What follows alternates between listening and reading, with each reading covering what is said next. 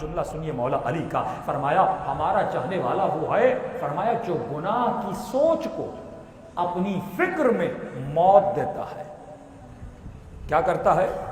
گناہ کی سوچ کو۔ یہ قرآن کی دو آخری صورتیں بسم اللہ سے شروع ہوتی ہیں، اللہ کی رحمان الرحیم سے، آخر میں دو صورتیں وسوسے پہ ختم ہوتی ہیں اور شیطان کے شر سے، نفاسات سے، خناس سے وہاں پہ ختم ہوتی ہے۔ الذی یوسوس فی صدور الناس، یہ ملعون تمہارے سینوں میں کیا کرتا ہے؟ وسوسہ۔ آج وسوسے کی بڑی بیماری ہے، کچھ اخلاقی بیماریاں، کچھ احساسی بیماریاں۔ مثلا ایک مومنہ فون کرتی ہے، مولانا میں وضو کرتی ہوں، شیطان بڑے وسوسے ڈالتا ہے۔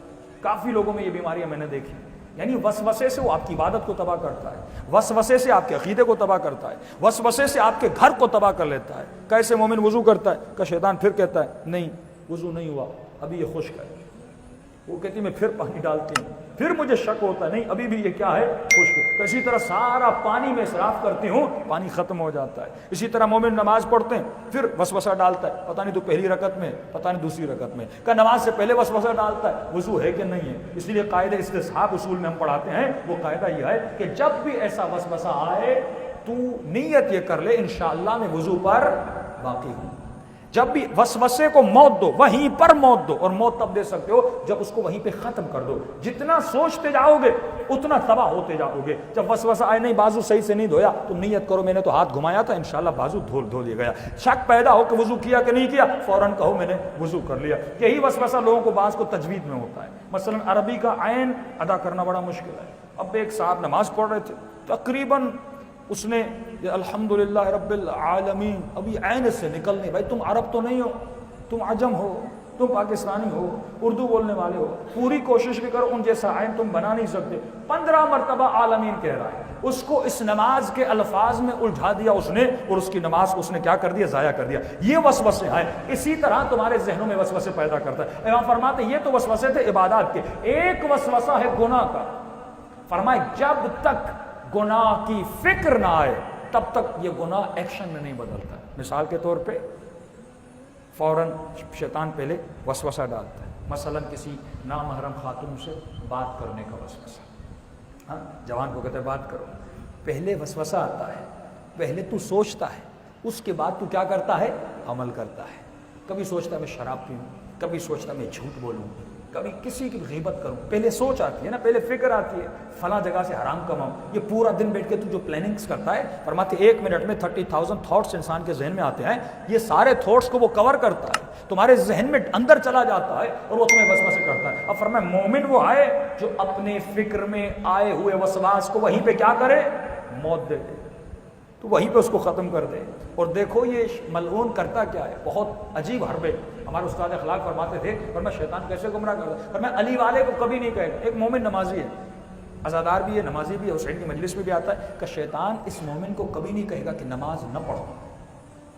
کہ یہ وسوسہ کیسے کرتا ہے، کہ اسے کہے گا تھوڑی دیر کے بعد پڑھو۔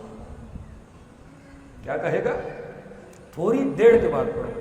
بس صبح کی اذان آئی، دوپہر کی اذان آئی، آپ نے کبھی نماز پڑھو، یہ ذہن میں وسوسہ کبھی نہیں، پڑھو تھوڑی دیر کے بعد پڑھو۔ فرمایا جب وہ تجھے دھوکہ دے رہا ہے تو بھی اسے دھوکہ دے۔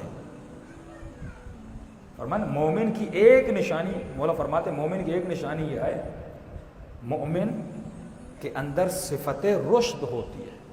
عقل مند کی بھی نشانی یہ ہے کہ اس کے اندر صفت رشد ہوتی ہے۔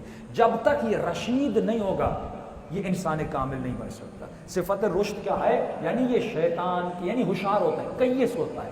جناب مختار کا لقب تھا کیس، اس سے ایک فرقہ بنا کیسانیہ۔ کیس یعنی ہوشیار، یعنی تیز، یعنی مومن وسوسوں سے بچنے کی صلاحیت رکھتا ہے، شیطان کے حربوں سے بچنے کی صلاحیت رکھتا ہے۔ اسے پتا ہے کہ کہاں پر شیطان وسوسہ، یہ فکر شیطانی ہے یا فکر الہی ہے، یہ میسج جو میرے ذہن میں آ رہا ہے وہیں پہ ڈیلیٹ کر دو، اس کو رپلائی کیوں دے رہے ہو؟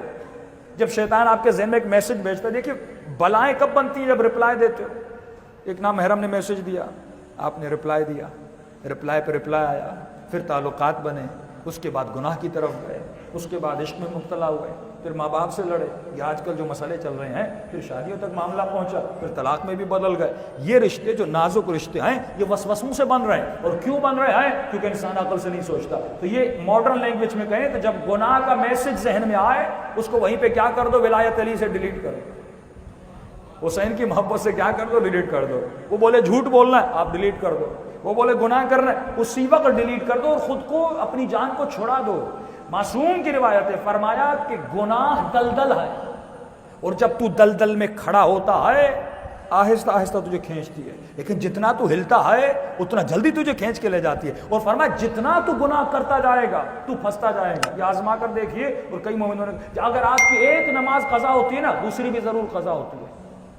جب مومن ایک نامحرم سے رشتہ بناتا ہے نا، یہ رشتے اور بنتے جاتے ہیں. جب ایک گناہ میں پڑتا ہے، گناہوں میں اور زیادہ پڑتا جاتا ہے، کیونکہ وہ شیطانی قوتیں تمہیں کھینچتی ہیں. جب تم نور میں جاتا ہے، نور تجھے اپنی طرف کھینچتا ہے. اللہ ولی الذین آمنوا یخرجہم من الظلمات الی النور. جو اولیاء طاغوت ہیں، یخرجونہم من النور الی الظلمات. تو علی والا، علی کی محفل میں، لیکن جیسے تمہارے ذہن میں وسوسہ پیدا ہوتا ہے تو اسے رپلائی دیتا ہے، فوراً وہ تجھے اپنی طرف کھینچ کے لے کر چلے جاتے ہیں، فوراً تجھے اپنی محفل میں لے کر چلے جاتے ہیں. تو فرمایا جب گناہ کا خیال آئے تو اس خیال کو وہیں پر کیا کر دو، موت دے دو. جب تو موت دے گا خیال ختم ہو جائے گا. اب شیطان یہ نہیں کہے گا نماز نہ پڑھو، وہ کہے گا تھوڑی دیر کے بعد پڑھو.